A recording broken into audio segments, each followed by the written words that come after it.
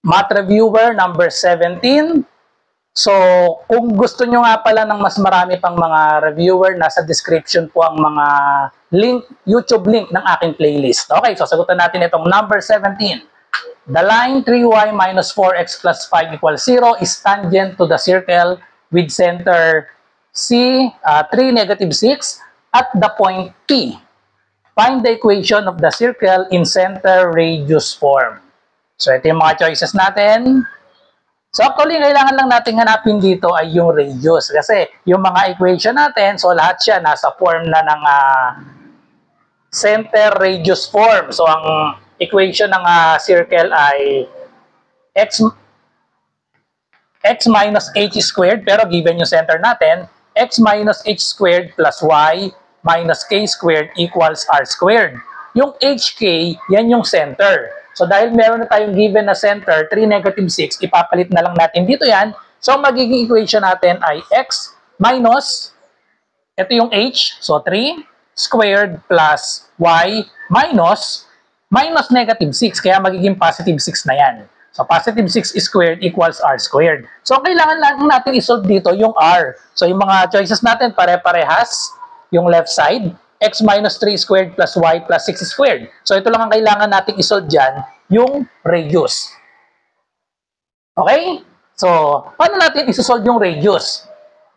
So, alam natin yung center. So, pwedeng i-drawing natin, pero huwag nyong i-drawing ng eksaktong-eksakto. Parang estimate na lang. So, estimate lang natin yan. So, 3, negative 6. So, nandito yan. Positive 3, negative 6. Tapos, itong 3y minus 4x plus 5, let's say, mga bandang nandito yan. So, para makuha yung radius, so, ibig sabihin yung tangent to the circle with center 3, negative 6 at the point P. So, tangent daw, so, ibig sabihin, ito yung circle natin. Let's say, ito yung circle natin, ito kasi yung center. So, kunwari, perfect yung circle ko. Ito yung point of tangency P. So, kailangan lang natin kuhanin dito ay itong radius. So, paano natin kukunin itong radius? Para masolve yan, gagamitin natin yung formula ng distance of a point to a line.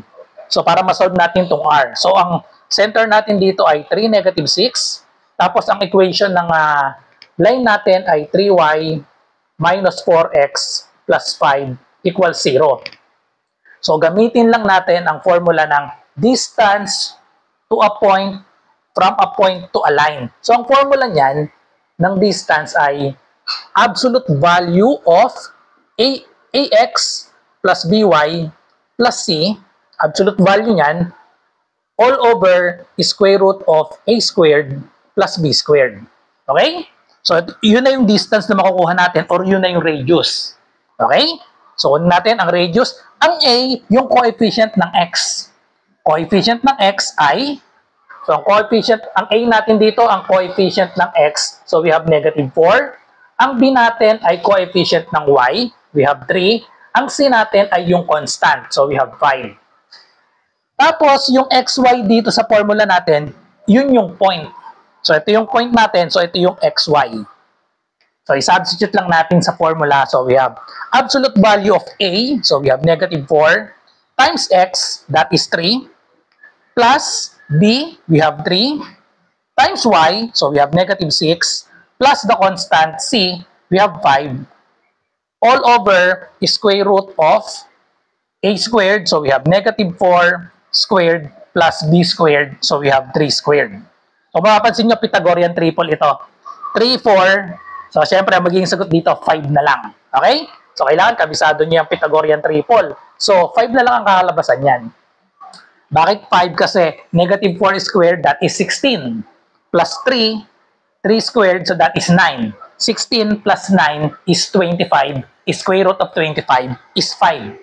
Pero kung kabisado yung Pythagorean triple, 3, 4 automatic, ang kapartner niyan ay 5. So, 3, 4, 5, hindi nyo na dapat kailangan isolve yan. So, ito na lang isolve natin. So, we have negative 4 times 3, we have negative 12. 3 times negative 6, we have negative 8. And then, we have plus 5. So, add natin itong dalawang negative. Negative 12 minus 8. So, that is equal to negative 20. So, this is negative 20. Oh, so sorry. This is 18. May sagot, parang iba yung sagot. So, we have negative 30 plus 5. So, we have negative 25. But remember, may absolute value tayo dito. So, negative 25, magiging positive 25 na yan.